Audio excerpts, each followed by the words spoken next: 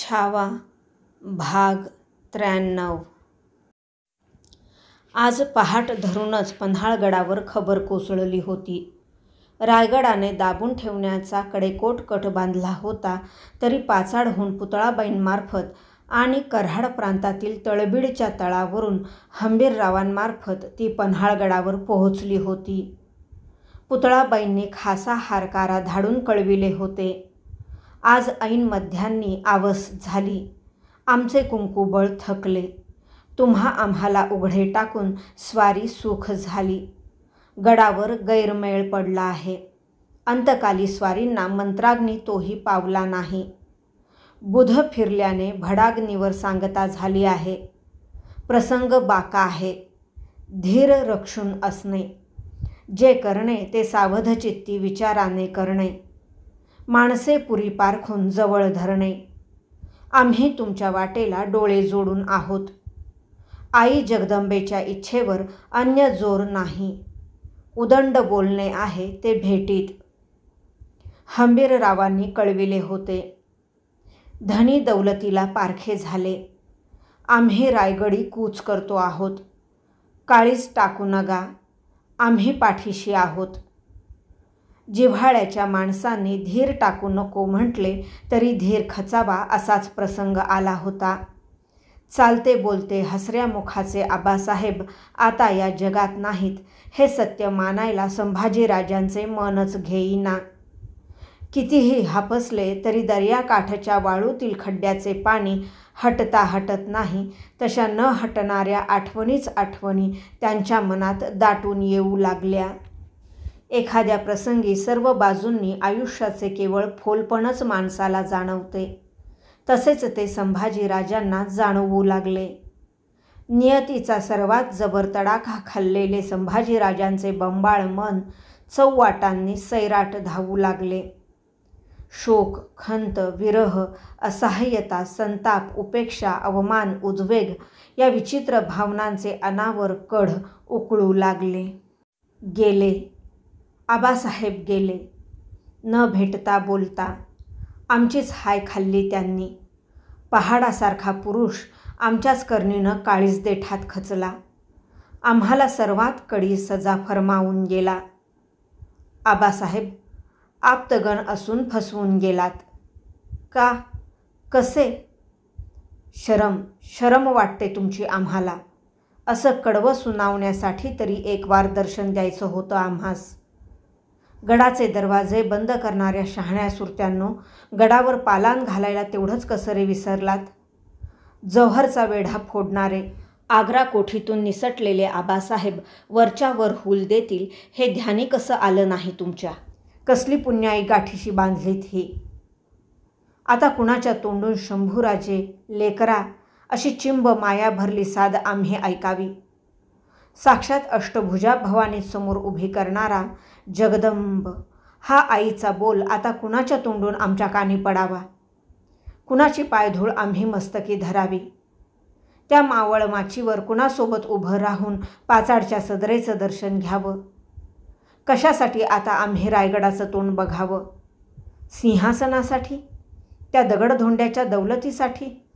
छे, होणं नाही. कसली माणसं वावरत आहेत रायगडावर? ज्या आबासाहेबांनी मावळ्यांना हर हर महादेव हा मरणाचा महामंत्र दिला त्यांना अंतिम मंत्राग्नीही दिला नाहीत. अरे, तुम्ही दिलेला भडाग्नी इथं आमच्या उरात भडकतो आहे. आलो तर त्यासाठीच येणार आहोत आम्ही रायगडी, हिसाब पावता करायला. मराठी दौलतीचे छत्रपती म्हणजे पोरखेळ वाटला की काय तुम्हाला? त्यांना खुशाल प्याद्या फर्जाने कोंडून टाकावं? तो इमानदार रायगड ढसढसला असेल तुमच्या साऱ्या करण्या बघून. आम्ही आबासाहेबांच्यावर रोष धरला होता तो साफ होता. उघड होता सूर्यप्रकाशा एवढा. पडत्या क्षणांनी आम्हाला वाहतीला लावलं तरी थोर दिलानं त्या जाणत्या पुरुषानं आम्हाला छातीशी लावलं.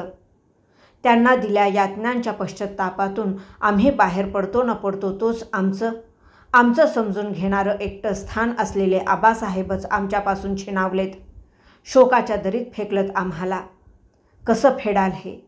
त्याचाही एक नमुना दावला पाहिजे. कंबख्त असतील त्यांना. कशासाठी आलो आम्ही युवराज म्हणून जन्माला? दाबल्या तोंडी बुक्क्यांचे तडाखे खाण्यासाठी? हे असे जन्मदात्याला शेवटच्या क्षणी पारखे होण्यासाठी?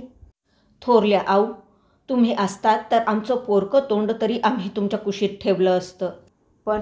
पण त्या असत्या तर त्यांनाच या प्रसंगी थोपटून शांत करण्याचा प्रसंग येता आमच्यावर.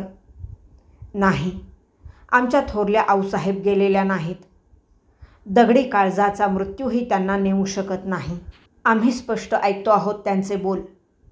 शंभू बाळ, युवराज, शांत व्हा, धीर ठेवा. त्यांचे आकाशी हात आमच्या पाठीवरून फिरत आहेत. प्रत्यक्ष आबासाहेबच आपल्या हातांनी आपली लाडकी भवानी तलवार आमच्या कमरेत आवळत आहेत. थोरल्या आऊ हसल्यामुखी सरशीनं आमच्या कपाळी शिवगंध रेखत आहेत. तळहाती दह्याच्या कवड्या ठेवत आहेत. नाही, आम्ही शोक करणार नाही. पोरकं मानणार नाही स्वतःला. त्या असंख्यांची कुरवंडी करून उठविलेल्या श्रींच्या राज्याला उघडं पडू देणार नाही. ही दौलत कोत्या कारस्थानी हातांखाली कदापिही जाऊ देणार नाही. पाचाडच्या मासाहेब, आम्ही सावध झालो आहोत. आबासाहेबांचा भगवा जरी पटका आम्ही घेतला आहे खांद्यावर. आता आण आहे ती त्यांची आणि भवानीची. जी काळीज तोडणारी जीवघेणी खंत आम्ही आबासाहेबांना दिली तिची भरसक भरपाई करणार आहोत आम्ही. प्रसंगी कुडी ठेवण्याची सजा पत्करूनही. कसला सिद्धी, कुठला टोपीकर आणि काय जातीचा औरंग आहे ते बघणारच आहोत आम्ही. छातीवरच्या कवड्यांची माळ संभाजीराजांच्या मुठीत एकदम घट्ट आवळली गेली. खंबीर मनाने, शांत हाताने त्यांनी सुखदालनाचा आडबंद परतवून दरवाजा खोलला. नवारा झपकाऱ्याने आत आला. बाहेरची हवालदिल माणसे युवराजांच्या सुजवट झाल्या डोळ्यांकडे बघतच राहिली. आता त्या डोळ्यांचा माग तसा सहजासहजी कुणालाच येणार नव्हता. रायगडावर लुप्त झालेले शिवपण त्या डोळ्यांच्या खोलवटीत अल्लाद पावलांनी उतरले होते. चिटणीस, चंद्रास खळं धरतं ते केवळ महापुरुषालाच आपत्तिकारक नसतं, ते त्याच्या स्वप्नालाही घेर पडणार याचं सूचक असतं. समोरच्या परशुरामपंतांना संभाजीराजे विचारात टाकीत म्हणाले, रायाजी, अंतोजी, आज गडाची सांज नौबत ऐकलीत तुम्ही? नाही, गोंधळला जाब आला. मतलब किल्लेदार विठ्ठलपंतांना महाराजांची खबर पावली आहे. तरीही ते आम्हाला भेटून ती कानी घालत नाहीत. नजर ठेवा त्यांच्यावर. संभाजीराजांकडे सारे बघतच राहिले. बाले किल्ल्यात यावेळी विठ्ठलपंत रायगडाहून आलेल्या हिरोजी फर्जंद आणि सोमाजी बंकी यांच्याशी कानगोष्टी करण्यात गढले होते. सोयराबाईंनी रायगडाचा बंदोबस्त कान्होजी भांडवलकर आणि शहाजी भोसला सरनौबत यांच्या हाती दिला होता. जामदारखाने, दप्तरखान्यांना आपल्या मोहरा ठोकल्या होत्या. हिरोजी फर्जंद आणि सोमाजी बंकी यांना पुढील व्यवस्थेसाठी विठ्ठलपंतांना पोहोचवायचा कानमंत्र देऊन दिंडी दरवाजाने रायगडाहून पन्हाळ्याकडे पिटाळले होते. शतरंज खेळीला पडला. पन्हाळ्याकडून संभाजीराजांचा आणि रायगडाहून सर्व सूत्रे आपल्या हाती घेतलेल्या महाराणी सोयराबाई आणि त्यांचे हस्तक यांचा. महाराजांचे रक्षासंवर्धन झाल्याच्या दुसऱ्याच दिवशी कोकणपट्टीतून आलेले अण्णाजी दत्तो रायगड चढून आले. सांत्वनासाठी महाराणींची भेट घ्यायला ते 7 महाली त्यांच्यासमोर रुजू झाले. रिवाजांची बोलणी होताच सोयराबाईंनी मतलबाला हात घातला. स्वारी गेली. पुढील निर्गत काय याची धास्त पडली आहे आम्हास. त्यासाठीच आम्ही एकधावेनं राणी सरकारांच्या सेवेत तातडीनं रुजू झालो आहोत. आपण सांगाल त्याचाच पाठपुरावा करू आम्ही. धीर ठेवावा. अण्णाजी मान लववीत म्हणाले, तुमचा इतबार आहे आम्हाला, पण इतरांचं काय? आता पन्हाळा केव्हाही उचल खाईल. मोरोपंत, प्रल्हाद निराजी, राहूजी आणि महत्त्वाचे ते सरलष्कर, त्यांचं काय? सरलष्कर सरकारांचे बंधूच आहेत. ते रामराजांच्या पाठीशी मामासाहेब म्हणून उभे राहतील असा आम्हाला विश्वास वाटतो. इतरांची आम्ही समजूत पाडू. युवराज रायगडी स्वामी म्हणून येण्यात धोका आहे. जे करणं असेल ते तातडीनं आणि गुप्तपणं करावं लागेल. बाळराजांना मंचकारोहण करून कारभारी सूत्रे महाराणींनी आपल्या हाती घेतल्याखेरीज राज्याची बरी निर्गत लागणार नाही. यावेळी आपण खंबीरपणं धीर बांधून असावं. आम्ही खंबीरच आहोत. तुम्ही अवघ्यांसह बाळराजांच्या पाठीशी असा म्हणजे झालं. कुलदैवताच्या आनभाकेनं आम्ही ते करू. निर्धास्त असावं. सोयराबाईंच्या राजगडाला अण्णाजी हा हिकमतीचा व प्रधानमंडळातील सर्वात सुळसुळता मासा लागला. हा मासा जाळ्यात फसणारा नव्हता. आपल्या अजब अक्कल हुशारीने जाळे विणणारा होता. छत्रपती शिवाजी महाराजांचे ज्येष्ठ पुत्र असता, युवराज असता संभाजीराजांना बगलेला टाकून रामराजांची गादीवर स्थापना करण्याचा घाट अण्णाजींनी का घालावा? त्याला अनेक कारणे होती. एकतर आपल्या घरची गोदावरी ही स्त्री संभाजीराजांच्यामुळेच नाहक खर्ची पडली हा ठाम सल त्यांच्या मनातून हलता हलत नव्हता. तसाच धारावसुलीच्या आपल्या तर्फेच्या अधिकारात युवराजांनी वेळोवेळी हस्तक्षेप केल्याचा त्यांना राग होता. आणि सर्वात महत्त्वाचे म्हणजे संभाजीराजांच्या हाताखाली सुरनिशी चालू राहील की नाही, चालू राहिली तरी पुऱ्या अधिकाराने राबविता येईल की नाही, ती कायम हाती टिकेल की नाही याची त्यांना शाश्वती नव्हती. रामराजे स्वामी होण्यात मात्र तेच महाराणींचे प्रमुख सल्लागार राहणार असण्याची शक्यता होती. सोयराबाई तर संभाजीराजांच्या मागे महाराजांच्या राज्याभिषेकापासूनच हात धुवून लागल्या होत्या. शत्रूचा शत्रू तो मित्र या न्यायाने सोयराबाई आणि सुरनीस अण्णाजी दत्तो यांची हातमिळवणी ओघानेच झाली. संध्याकाळी नाशिक त्र्यंबक भागातून आलेले पेशवे मोरोपंत रायगडावर आले. तेही महाराणींच्या भेटीसाठी 7 महालात रुजू झाले.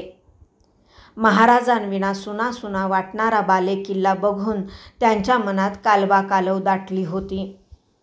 सांत्वनाचे 4 शब्दही त्यांना महाराणींना सांगवेनात. तोंडावर उपरणे घेत ते लहान मुलासारखे कोंदट ते गदगदले. त्यांचा उमाळा सुमार होताच सोयराबाई त्यांना म्हणाल्या, तुम्हीच असा धीर टाकलात तर आम्ही कुणाकडं बघावं पंत? या बाळराजांना कोण देणार पाठबळ? आम्ही तर उजाडच झालो. काय करावं समजेना झालं आहे. सोयराबाईंच्या शब्दाशब्दांनीच मोरोपंतांच्या पोटात रायगड चढतानाच पडलेला खड्डा दुणावत चालला. डोळे टिपून मान लववीत ते बांधील बोलले, खाशांनी काळीज टाकू नये. आम्ही पाठीशी आहोत. तोच आधार आहे.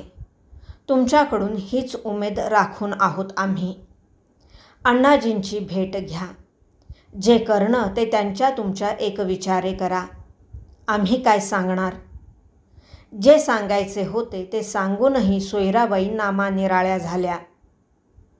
एक विचार पूर्वीच झाला होता, सोयराबाई आणि अण्णाजींचा. प्रधानमंत्री असलेल्या मोरोपंतांना त्यात कसबाने सामील करून घेतल्याशिवाय एकही पाऊल पुढे टाकता येणार नव्हते. शेवटी मोरोपंत दौलतीचे शिक्केधारी पंतप्रधान होते. उदास उदास रायगडावर खिन्न काळी रात्र उतरली. ती उजळायला असमर्थ असलेले टेंभे शिलगले. मंत्रीवाडीतील अण्णाजींच्या वाड्यात मोरोपंत आणि अण्णाजींचा मध्यरात्रीपर्यंत खल चालला. दुमन झालेले मोरोपंत पक्क्या निर्णयाला येत नव्हते. अण्णाजी आपल्या बुद्धीचे सारे कसब पणाला लावून रामराजांचा पक्ष त्यांच्या गळी उतरवित होते. मोरोपंतांनी जरी ठाम निर्णय अद्याप दिला नव्हता तरी त्यांचाही कल अंमळ रामराजांकडेच झुकला होता. वद्यपंचमीच्या दिवस फुटीला रात्रभर पाचाडात मुक्काम केलेले हंबीरराव रायगड चढू लागले. ते पुतळाबाईंची भेट घ्यायला विसरले नव्हते. महाराज आजारी पडल्यापासून काय काय नि कसे घडत गेले याचा तोंडवळा त्या भेटीत हंबीररावांना उमगला होता. महाराज गेल्याचे जेवढे दुःख त्यांना वाटले होते तेवढेच महाराणींची बुद्धी पालटल्याचे. त्यांच्या मागाने इमानाची माणसे परतत असल्याचे त्यांना वाटले. गडावर येताच हंबीरराव महाराणींच्या भेटीसाठी 7 महालाच्या दरुणी दालनात दाखल झाले. त्यांना बघताच श्वेतवस्त्रधारी सोयराबाई फुटफुटून रडल्या.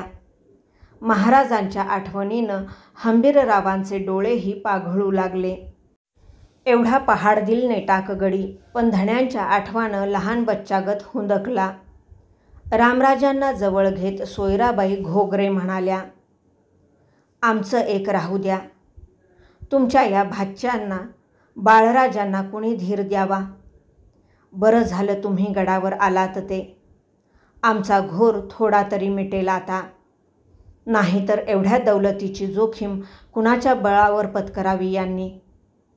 सोयराबाईंनी हंबीररावांना कसबानं चाचपून बघितले. छत्रपतींचे श्राद्धकर्म होण्या अगोदरच महाराणी दौलतीचा विषय काढतील असे काही हंबीररावांना वाटले नव्हते. त्यांनाही गडावरच्या माणसांना खूप विचारायचे होते. गडाचे दरवाजे बंद का होते? धनी पडून असताना आम्हाला साधी खबर ती का नाही मिळाली? छत्रपतींना शेवटचा अग्निदाह भडाग्नीनं कसा काय दिला सर्वांनी? पण हे विचारण्याची वेळ नव्हती हे हंबीररावांना जगल्या हयातीने शिकविले होते. रामराजांना जवळ घेत त्यांचे खांदे थोपटीत हंबीरराव सोयराबाईंना समन्वयाचे भान देण्यासाठी म्हणाले, हे आणि युवराज म्हणजे धण्यांच्या 2 डोळ्यांगत हाईत. तेसनी बलवून घेऊ पन्हाळ्यावरनं. काय करायचं ते युवराज, पेशवे, सुरनीस, न्यायाधीश, येसाजी काका, तुम्ही आम्ही मिळून करू. धनी गेल्याचं बघून चौतर्फांचा गलीम आता उचल खाणार. धण्यांचं शास्त्र धर्माचं हुंद्या समद, मग ठरवू समद. सोयराबाईंनी रायगडावर बसून 4 पावसाळे काढले असले तरी हंबीररावांनी मरण पाठीशी टाकून दौलतीसाठी वणवण मुलुखभर दौडत 4 उन्हाळे सोसले होते. ते इमानाचे आणि बिनतोडीचे बोलले होते. त्यांच्या मनसुब्याची दिशाध्यानी येताच सोयराबाई सावरत सावध झाल्या. आपल्या बेतात हंबीरराव सामील होणार नाहीत हे त्यांनी ताडले. उलट हंबीरराव हाताशी लागणारी अण्णाजी मोरोपंत ही माणसे फोडतील या शंकेनेच त्यांच्या मनी फणा उठविला. हंबीररावांना रायगडावरून टाकोटाक दूर कसे उचलावे हा विचार घोळत असताना सोयराबाई वरवर म्हणाल्या, आम्ही तुमच्या सल्ल्याबाहेर नाही. जे करणं असेल ते तुमच्या मसलतीनंच करू. बाळराजे, मामासाहेबांचे पाय शिवता. सोयराबाईंनी हंबीररावांच्या मनातील रक्ताचे नाते शेवटचा यत्न म्हणून तपासून बघितले. पाय शिवण्यासाठी वाकू बघणाऱ्या रामराजांना वरच थोपवीत हंबीरराव म्हणाले, नग, हे काय करता भलतंच. तुम्ही बाळराज म्हणून धण्यापोटी उपजला तवाच चाकर झालो आम्ही तुमचं. खासगतीचं नातं तवाच सरलं. आमचा मुजरा घ्यायचा तुम्ही. आणि महाराणी रामराजांना मुजरा देऊन हंबीरराव बाहेर जायला निघाले. त्यांच्या धिप्पाड पाठीवर सोयराबाईंची जळजळीत नजर पलित्यासारखी फिरली. तिने रक्ताच्या नात्याचे अंकुर जाळून टाकले. बांधल्या बेतातून सोयराबाईंनी हंबीररावांचे नाव स्वहस्ते फुली मारून पुसून टाकले. वर्दे पाठवून त्यांनी प्रथम अण्णाजींना बोलावून घेतले आणि आपल्या सुरेल राजबोलीत त्यांना कानमंत्र दिला. सरलष्कर पाठीशी उभे राहतील ते होणार नाही. त्यांना आम्ही श्राद्धकर्म झालं की कराड प्रांती कूच होण्याचा हुकूम देणार आहोत. त्यांच्यापासून बरं सावध असणं. अण्णाजी ते ऐकताना चिंताग्रस्त झाले. पाठीशी सेनाबळ असलेल्या हंबीररावांची सरलष्कर म्हणून ताकद ते जाणून होते. तरी त्यांना विश्वास वाटला की एकदा रामराजांचा मंचकारोहण पार पडला की हंबीरराव आडवे जाणार नाहीत. त्या जोरावरच ते सोयराबाईंना म्हणाले, आम्ही हरकोशिश करू त्यांना वळते करण्यासाठी. महाराणींनी निर्धास्त असावं. विधी होताच ते कराड प्रांती गुंतले राहतील असं मात्र करावं. अण्णाजींनी मसलतीतल्या आसामींना गाठून हंबीररावांचा कल सामील होण्याकडे नाही हे कानी घातले. मोरोपंत, प्रल्हाद निराजी, राहूजी हे सारे हंबीररावांशी भेटीगाठीत जेवढ्यास तेवढे आणि जपून बोलू लागले. चैत्र वद्य द्वादशीला महाराजांचे श्राद्धकर्म सुरू झाले. साबाजी व परसोजी भोसले यांच्या मदतीने रामराजांच्या हस्ते छत्रपतींना पिंडदान देण्यासाठी राजोपाध्ये काळ्या हौदावर तिष्ठले होते. भोवतीच्या करंज्यांच्या झाडांवर काळे पक्षी दाट दाटून कलकलाट करीत होते, पण पिंडस्पर्श घेण्यासाठी एकही उतरत नव्हता. भाग 93 समाप्त.